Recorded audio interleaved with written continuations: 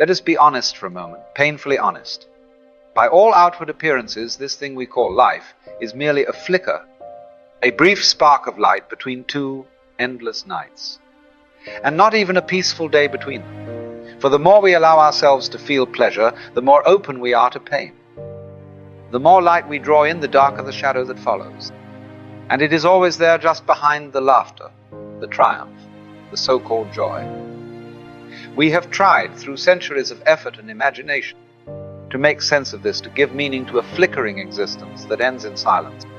And the only way we seem able to do this is by insisting there must be something more, some deeper layer, some grander plan behind the outward spectacle. Heaven, salvation, rebirth, destiny, call it what you will. We crave security not merely in this life, but beyond it. Because to accept the rawness of what is that life, comes and goes, without fixed reason, without guarantee, is a terrifying prospect. Now, I may not be forgiven for introducing such grave matters with a childish image, but the whole affair reminds me of something I tried to do when I was a boy. I wanted to send someone a parcel of water, not a bottle. I wished to tie up the water itself with paper and string. And of course, every time I tried, the result was a soggy mess. The water escaped, just as life slips through our fingers when we try to contain it. You see, human beings are rather brilliant at tying packages. We have built systems of belief, politics, morality, and metaphysics, carefully wrapped bundles of meaning, each attempting to hold the unholdable, name the unnameable. But no matter how clever the method, the package falls apart. The water bursts free. And the more our knowledge has grown, the more history we accumulate, the more facts we collect, the more aware we become, the more fragile these packages appear. They cannot contain the complexity. They cannot hold the flow. And so the modern mind finds itself in a peculiar state, flooded with information, but starving for meaning. We live in an age of extraordinary insecurity, not because the world is more dangerous than before, but because the anchors we use to cling to have unraveled. Traditions, religions, social roles, eternal truths, all questioned, all cast into doubt. Some celebrate this as a liberation. Others, understandably, find it disorienting, even terrifying. And most people live somewhere between the two, briefly exhilarated by freedom, then quietly overtaken by dread. For if nothing is fixed, if life is truly just change, just flow, just this present, then what becomes of hope? Hope, you see, is always aimed at the future. A better job, a longer life, a heaven after death. But if the future is as fluid as water, if there is no promised land awaiting us, what then? It seems, quite frankly, hopeless. And yet, we still chase. We chase happiness not in the present, but in the promise of what is to come. We say, just around the corner, then I'll be fulfilled. After this crisis passes, once I've found my purpose, when I retire, when I die. But the future, like the water in my childhood parcel, never quite arrives. And even when it seems to when the long-awaited day finally comes, we find it cannot be enjoyed unless it too carries a promise of another future beyond it. It's a cruel trick of the mind. To seek happiness in the future is to forever chase a mirage, a will-o'-the-wisp that disappears the moment you reach for it. And then in the end you vanish too. But understand this insecurity, this uncertainty, is not new. There has never been a time in human history where security was more than temporary, more than an illusion. Even in what we call the good old days, life was fragile. Death, disease, and disaster did not wait politely at the margins. What made life bearable then, however, was not certainty, but belief. Belief in God, in the soul, in eternal justice, things untouched by the calamities of the world. And while these beliefs may not have made life less precarious, they gave it shape. They gave it meaning. But now today, such convictions are harder to find. Even in churches and temples, even among the devout, there lingers doubt. Science has not only replaced religion in authority, it has stripped from us the comfort of myth. The scientist does not pretend to know what cannot be known, and in doing so reveals the vast, indifferent mystery of the cosmos. This honesty, admirable though it is, leaves the human heart famished.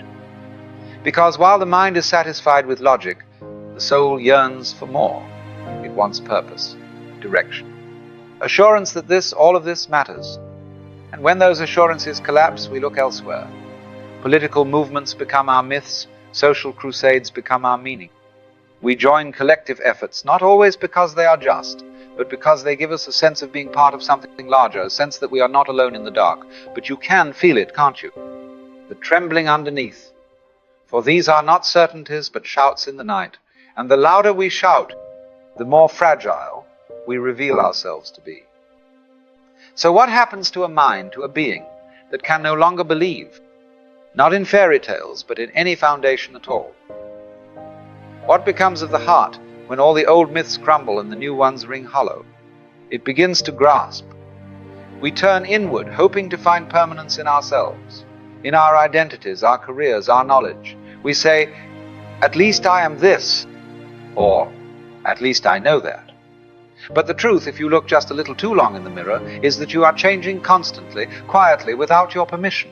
The face, the thoughts, the tastes, the hopes, none of them stay. And so you clutch, you plan, you try to prepare, to fortify. You attempt, as all modern people do, to organize your life into a blueprint of safety. You build routines, set goals, make lists, meditate, track your calories, forecast your income, visualize success. You try, in every imaginable way, to manage the future.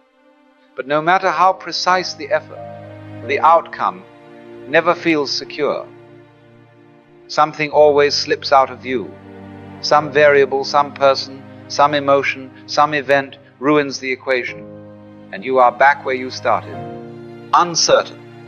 And then here lies the rub. You blame yourself. You say, if only I had tried harder, planned better, prayed deeper, been more focused.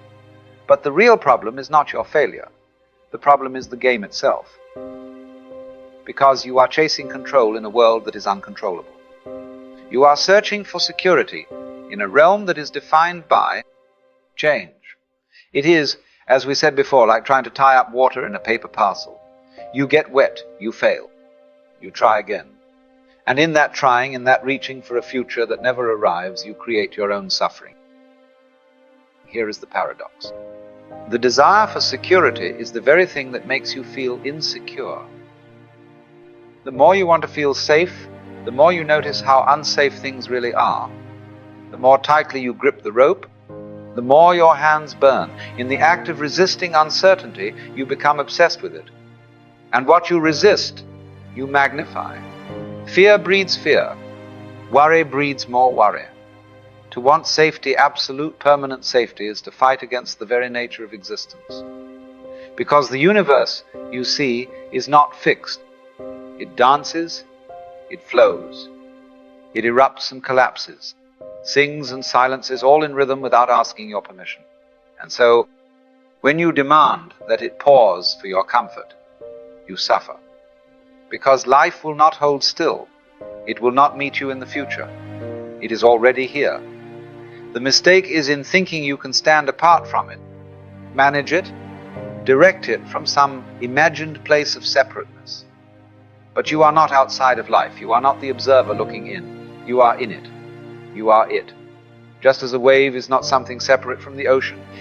It is the ocean momentarily expressing itself as a wave, so you are not separate from the universe, but the universe momentarily expressing itself as you. And the moment you see this, the need for security begins to dissolve. Because what could be more secure than this very moment, the only one that ever truly exists? So then, what is one to do? If life offers no final foothold, if beliefs fade, if plans crumble, if even the self turns to smoke under scrutiny, where does one stand? And the answer, though simple, is not easy. You stop standing. You stop seeking a ground. And you fall freely, openly, into the present. Not because the present moment is safe, but because it's the only thing that's real. You see, we have confused the idea of freedom with the power to control. We think we are free when we have mastery over the future, when we've eliminated risk, when the path is clear and marked. But that isn't freedom at all. That is fear wearing the mask of progress. Real freedom is far more wild. It's the surrender to the rhythm of life, to change, to death, to rebirth, not as things to overcome, but as the very texture of existence. Because in truth, you were never in control. There was never a separate you behind the eyes, managing the world like a ship from its helm. There is only awareness, witnessing, dancing, being. But as long as you try to cling to certainty, to permanence, to me, you will suffer. You suffer not because life is cruel, but because you want it to be something it is not. You want it to be solid, predictable, safe, and life, thank God, is none of those things. The very beauty of it all is in its impermanence.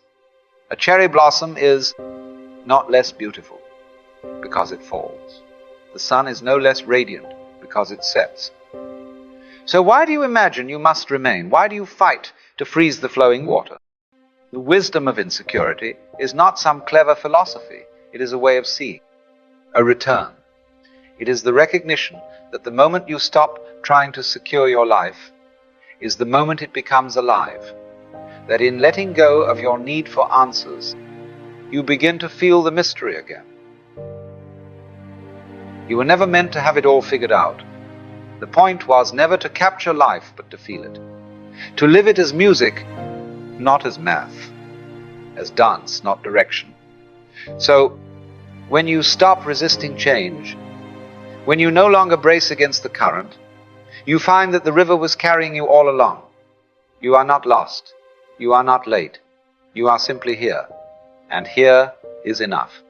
Now, perhaps the greatest illusion of all the root from which all this anxiety springs is the idea that you are separate from life, that you are a skin-encapsulated ego, tossed into a world not of your choosing, doing your best to survive, and hopefully to succeed.